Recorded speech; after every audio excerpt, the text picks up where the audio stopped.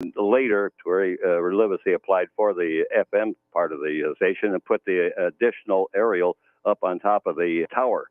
But when we were broadcasting with the 100-foot tower, actually, we'd have a proof of performance time, and we would be getting letters from New Zealand and Australia and things like that. I suppose it was Radio Skip at the time, but it made us feel good that we're getting out across the world, you know. So I'm glad that the station is really doing well.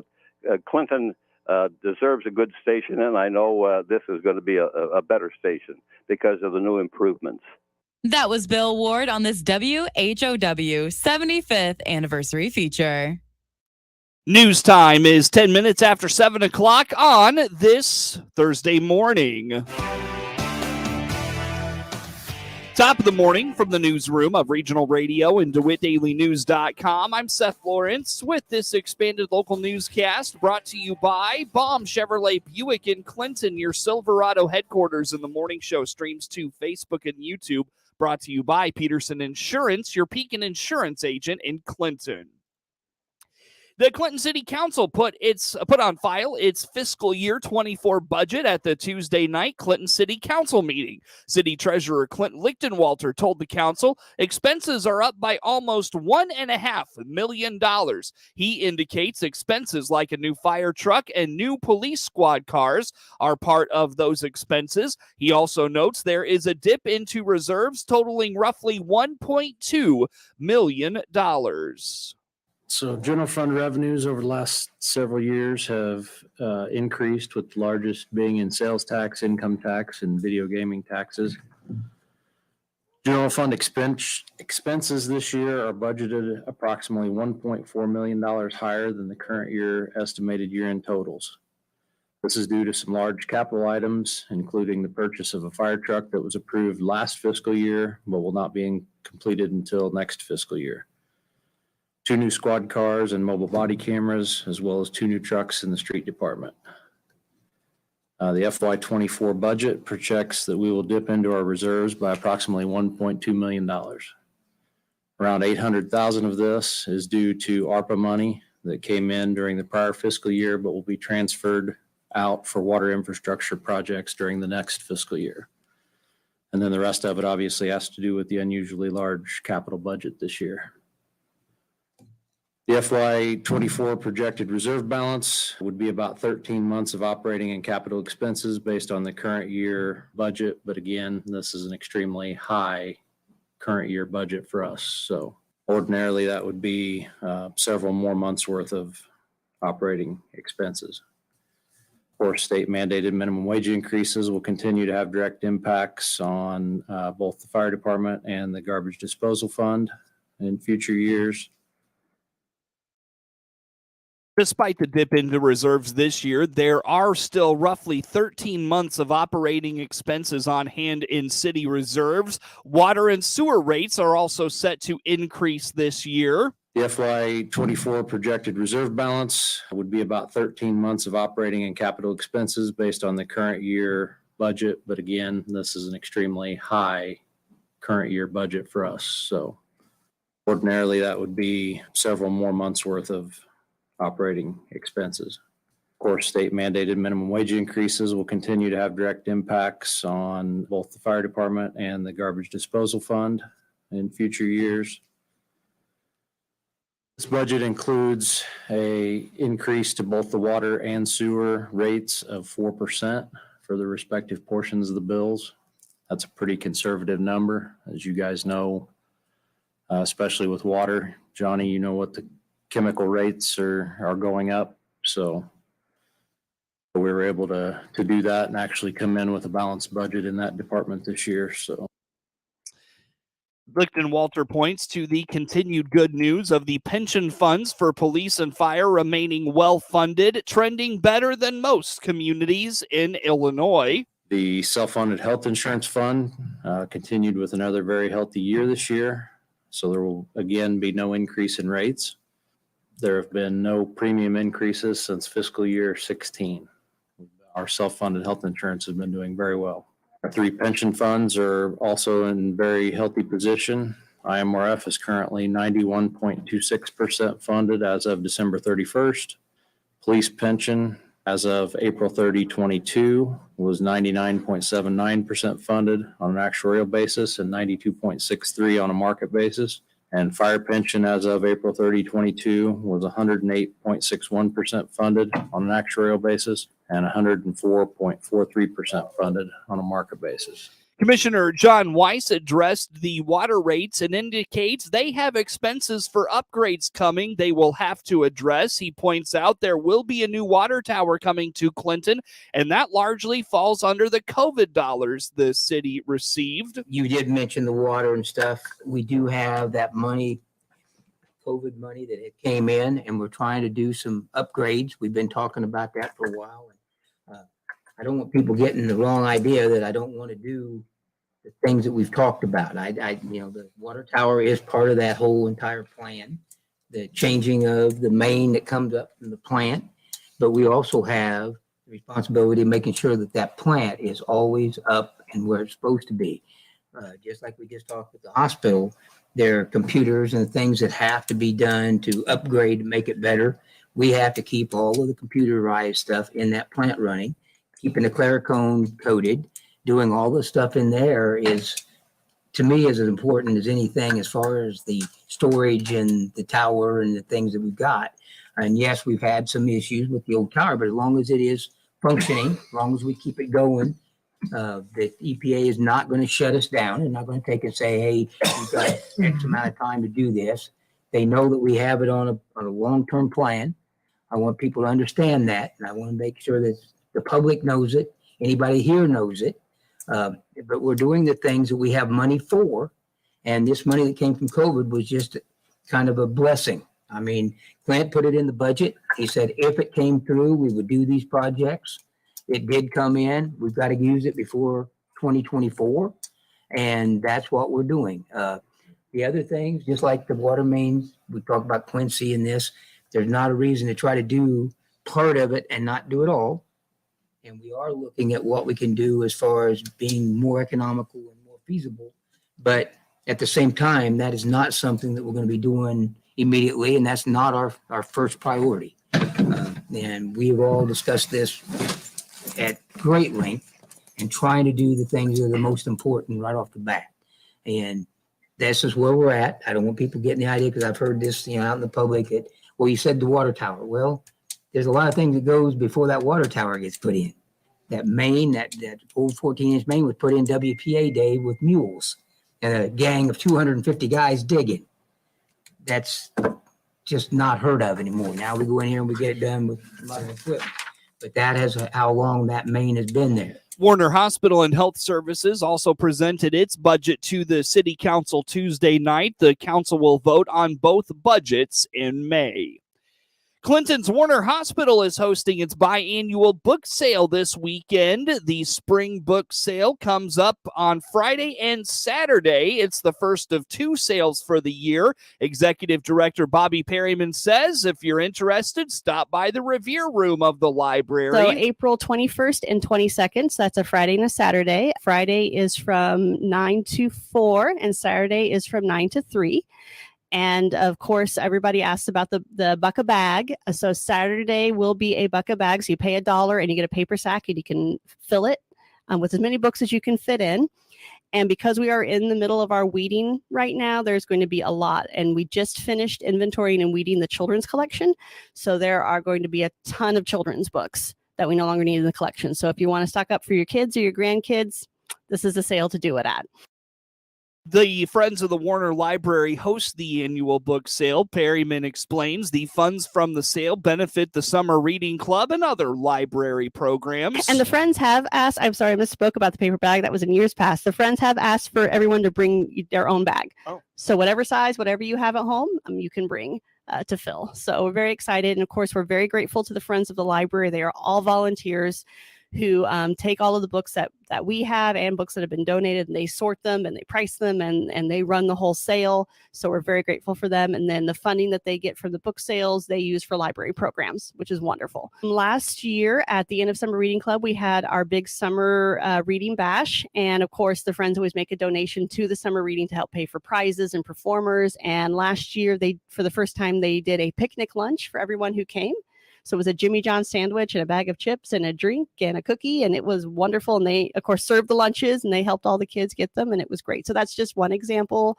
They've also helped purchase new materials, new equipment, anything we need. And again, all volunteers. So we're very grateful to them. VWarner.org has more information on the book sale. There's yard signs scattered throughout the community, or Perryman says you can find the library on Facebook for more details.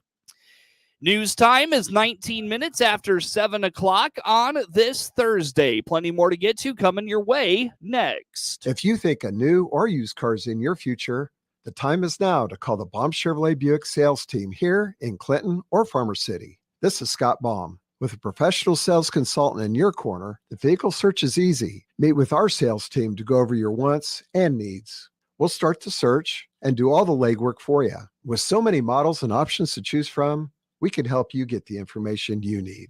BaumChevyBuick.com. Right from the start. News time is 20 minutes after 7 o'clock on this Thursday. News streams to Facebook and YouTube, brought to you by Peterson Insurance, your Pekin Insurance agent in Clinton. This is Work Zone Awareness Week, with an emphasis on everyone doing their part to keep people safe. Most work zone crashes occur because drivers aren't focusing on the road, says Illinois Department of Transportation highway maintainer Don Bradley. He says you should know he's been hit twice. You got cars going 80 miles an hour right past them. They're this close to you. They're not paying attention. You know, a lot of them aren't sober. They're on their phone. You're just like, I can't believe that I'm standing here and there's a car going that fast. If they just do a little something, I'm dead. Huffman says road construction includes everything from crews filling potholes to a major highway rehab project. So it's important when you see orange, slow down and save lives. So they get into a work zone, they're going too fast, they're having to slow down, and what they're not doing is seeing that the car in front of them has slowed down. And so they get to that point where they can't get stopped in time, and then they hit that car. Each year, more than 6,000 vehicle crashes occur in Illinois work zones. In 2022, 32 people died as a result, including 2 workers. Talking Farm Bill priorities. That's what many ag groups are doing, including the National Council of Farm Cooperatives. The organization's president is Chuck Connor. Well, we would like to see the Farm Bill, first of all, get it done at a reasonable time. We do need a Farm Bill done on time. It's got to be a good Farm Bill. And a couple of things that, we note in terms of a good Farm Bill is we would like to see a strong conservation title in that bill.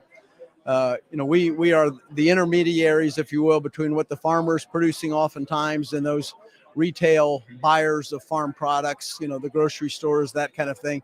And the pressure that's being, pushed down from the retail level on particularly climate and sustainability issues has really been intense the last few years. And we feel like the conservation title of the Farm Bill gives us the opportunity to give some farmers some additional tools that are going to help him and her meet those environmental challenges going forward in a way that is not going to take money out of their pocket, but in the case of Title II of the Farm Bill, maybe give them a chance to make a little bit more money, and that's always a good thing. Connor is from Indiana. He spoke with the National Association of Farm Broadcasting Washington Watch Group this week. The state is in the midst of contract negotiations with its largest employee union. AFSCME represents about 35,000 workers, and one of the state's deputy governors for budget and economy, Andy Minar, says talks are underway. What we won't have, I'm certain, is a situation like we had years ago in the state prior to Governor Pritzker being elected, where there was an impasse that ended up being very costly. I think I would argue also that has had an impact still even today in terms of state employment.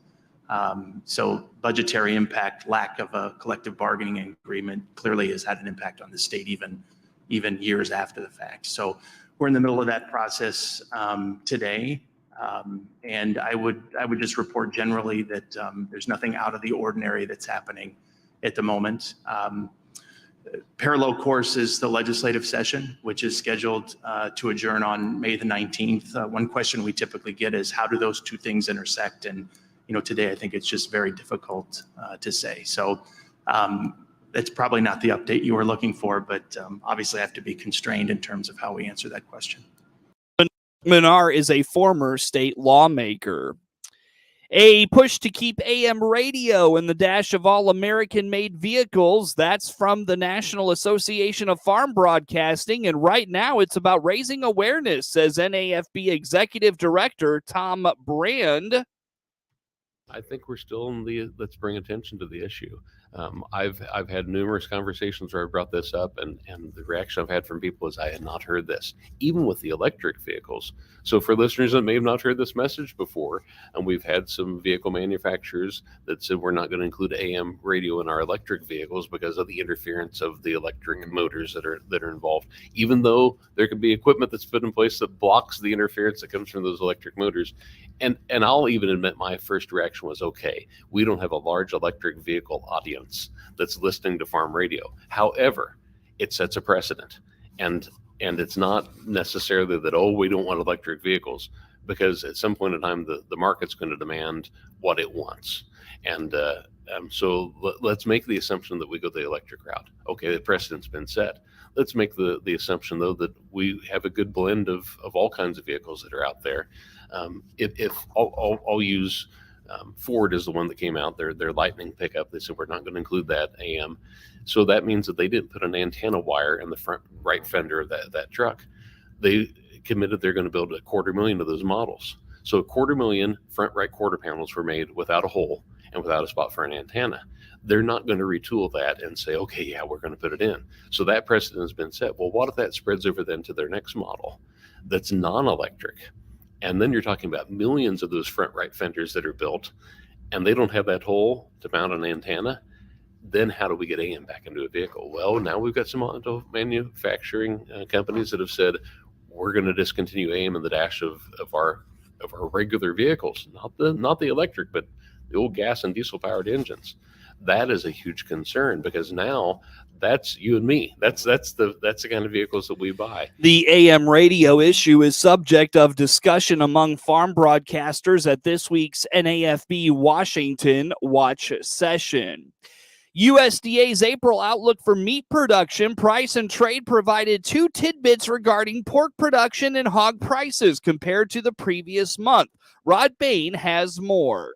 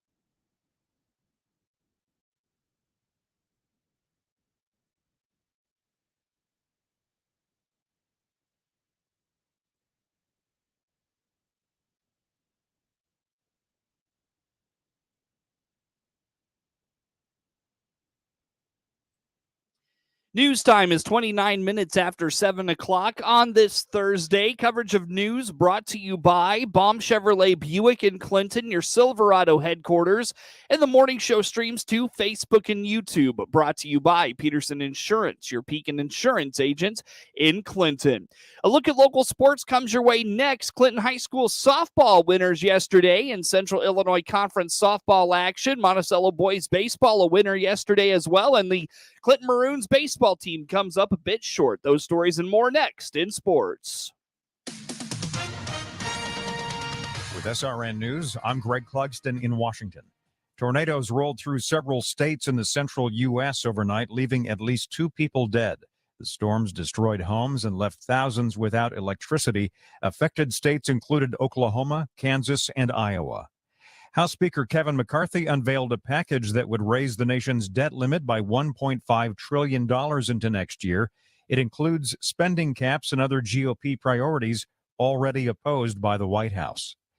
The Washington state legislature has approved a ban on dozens of semi-automatic rifles. Republican lawmakers in Washington oppose the ban, contending it would not prevent mass shootings. 9 other states have passed similar laws. The Washington state bill is expected to be signed by the governor who had been pushing for the ban. Dow futures lower today. This is SRN News. With SRN Sports, I'm Michael Harrington. We'll start with NBA playoff action. Of course, the Bucks. They won easily without their MVP candidate yesterday. Playing without their big man, the Bucks took it outside and crushed the Heat 138-122 to even the first-round series at a game apiece. Milwaukee tied a record for three-pointers in a playoff game, going 25 of 49. Pat Connaughton furnished a playoff career-high 22 points while shooting 6 for 10 from beyond the arc. Brook Lopez finished with 25 points, and Drew Holiday added 24 for the Bucks, who led by 32 in the first half despite playing without Giannis Antetokounmpo. Jimmy Butler scored 25 points for the Heat, who host Game 3 on Saturday. I'm Dave Ferry. Elsewhere yesterday, it was the Grizzlies smoking the Lakers 103-93. Denver got the better, Minnesota 122-113. NHL playoff action yesterday, Carolina over the Islanders 4-3. That one took overtime. This is SRN Sports. Rounding up the rest of your hockey playoff action from yesterday, Florida beat the Bruins 6-3. It was the Stars 7, Minnesota 3, and the Oilers over the Kings by a 4-2 score. On to Major League Baseball. In the American League yesterday, the Guardians beat Detroit 3-2. It was Texas over Kansas City 12-3. The Twins down the Red Sox 10-4. Yankees 3, Angels 2, and Houston all over Toronto 8-1. In the National League, the Cardinals pounded Arizona yesterday 14-5.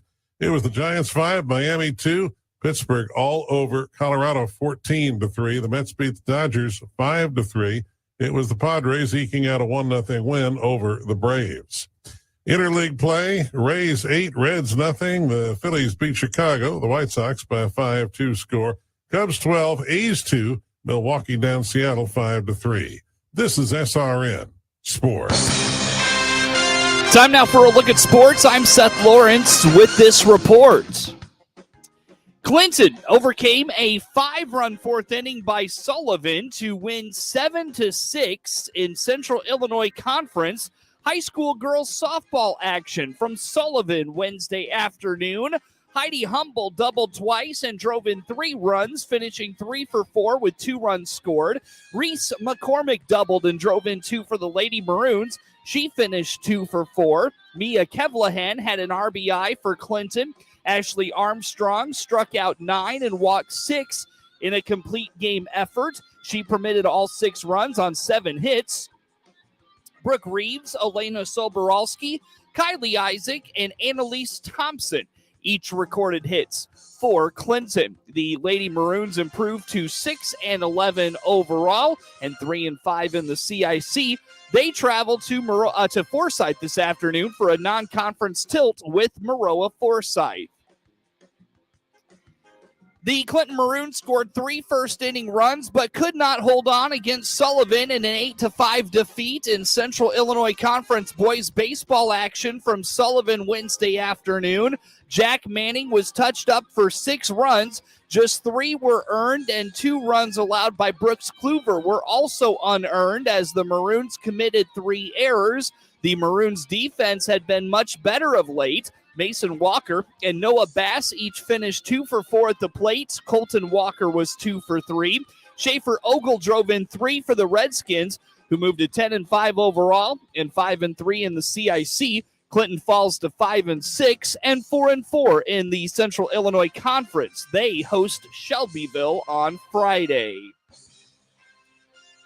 The Monticello Sages took advantage of a wind blowing straight out to center field and blasted Salt Fork with 6 home runs in a 25-6 rout Wednesday in Catlin. Luke Teschke and Colton Vance went deep twice. Biniam Linhart and Raiden Colbert each went yard for the Sages. Teschke drove in 6 in a 4-for-5 afternoon. Vance brought home 5 in a 3-for-5 day at the plate. Linhart added a double and scored 5 runs, finishing 3 for 6. Kyle Peak doubled, tripled, and drove in 3, going 2 for 2. Ike Young permitted 7 runs. 5 were earned over 4 innings. He struck out 4 and walked 1. Salt Fork hit 2 home runs on the afternoon. The Sages snap a 2-game skid and move to 11-3. Monticello puts an undefeated Illini Prairie Conference mark on the line today when they host Paxton Buckley Loda in Illini Prairie Conference baseball this afternoon. Hear the action starting at 4:30 on 95.9 FM WEZC and online at DeWittDailyNews.com. Illinois State pounded out 14 hits and scored 18 runs, their most in the 2023 season, as they dropped Northern Illinois 18-11 in DeKalb Wednesday. 8 different players tallied a hit in the contest, marked by Shea Kubo's 3 hits. Greg Nichols hit 2 home runs and drove in 4. His 2-homer game is his first of his Redbird career. Augie Rasmussen's on-base streak moves to 12 games as he finished 2 for 3 with an RBI and 3 runs scored.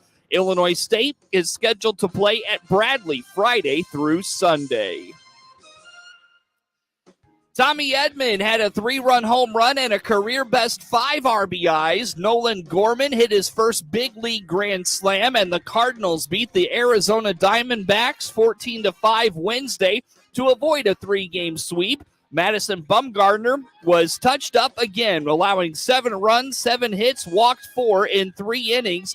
St. Louis set a season high for runs, scoring 3 or more in 4 innings. Edman was a single short of the cycle and reached base 4 times. His leadoff double started a 3-run first that included RBI doubles from Dylan Carlson and Wilson Contreras.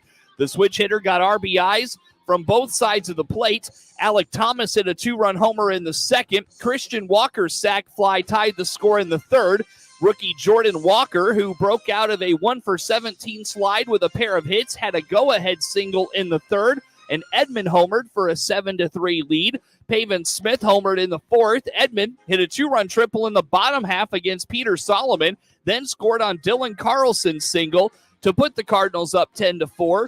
Gorman homered in the sixth, his 5th home run this season. Jake Woodford earned his first win as a starter since last August, allowing 4 runs and 8 hits in 5 innings. Stephen Matt starts the opener of a 3-game series Friday in Seattle. George Kirby gets the ball for the Mariners. The Cardinals are 0-6 in series openers so far this year. Dansby Swanson scored the tie-breaking run, standing up on an infield grounder to spark a 4-run 6th inning as the Cubs reached Oakland's bullpen for 10 runs in a 12-2 victory over the A's Wednesday, completing a 3-game series sweep. The A's have lost 7 straight and are 3-16, mired in their poorest 19-game start since the 1951 Philadelphia A's. Eric Hosmer hit his first home run since last July for San Diego. Patrick Wisdom had a 2-run triple, and Nico Horner added 3 hits for the Cubs. Luis Torrens drove in 2 with a bases-loaded double in the 9th. Justin Steele struck out 5 in 6 innings, allowing 2 runs. 1 was earned and 4 hits. The left-hander, who won 4 games in 24 starts last season, has given up 2 earned runs or fewer in 11 consecutive starts, dating to last year. Mason Miller, a 6'5", 24-year-old right-hander who is Oakland's top pitching prospect, made his big league debut and allowed 2 runs, 4 hits with a walk and 5 strikeouts in 4 1/3 innings. The third-round pick in the 2021 draft reached 100 miles per hour on 15 of 81 pitches and averaged a fastball of 99.3 miles per hour. He threw 53 of his 81 pitches for fastballs. He retired 9 of his first 10 Cubs hitters before the Cubs scored single runs in the 4th and 5th innings. The score tied at 2, Swanson and Ian Happ drew back-to-back walks off Chad Smith to begin the 6th. After both runners moved up on a wild pitch, Cody Bellinger hit a sharp grounder to first baseman Jesus Aguilar off Sam Maul. Aguilar attempted to get the out at home, but Swanson beat the throw standing up. After Torrens struck out swinging, Wisdom tripled for a 6-2 lead. Hosmer homered off Adam Aller in the 8th. Keegan Thompson and Julian Mayweather combined to get the final 9 outs for the Cubs. Carlos Perez and Jordan Diaz had RBI doubles for Oakland. Jamison Tejon starts Friday night in Los Angeles, seeking his first career win in 5 outings against the Dodgers. Trey Turner homered and had 3 hits. Brandon Marsh went deep, and the Philadelphia Phillies beat the White Sox 5-2 Wednesday. Tyjon Walker pitched into the 7th inning, and the Phillies had better luck against Mike Clevenger after being held to 1 hit by Lucas Giolito and 3 relievers in the second game of Tuesday's doubleheader. Marsh led off the second with his 3rd home run. He had Philadelphia's lone hit in Tuesday's nightcap. Andrew Vaughn hit a 2-run homer in the first, but the Sox lost for the 6th time in 8 games. Sox third baseman Yoan Moncada will probably need to go on a rehab assignment before returning from the 10-day injured list, according to manager Pedro Grifol.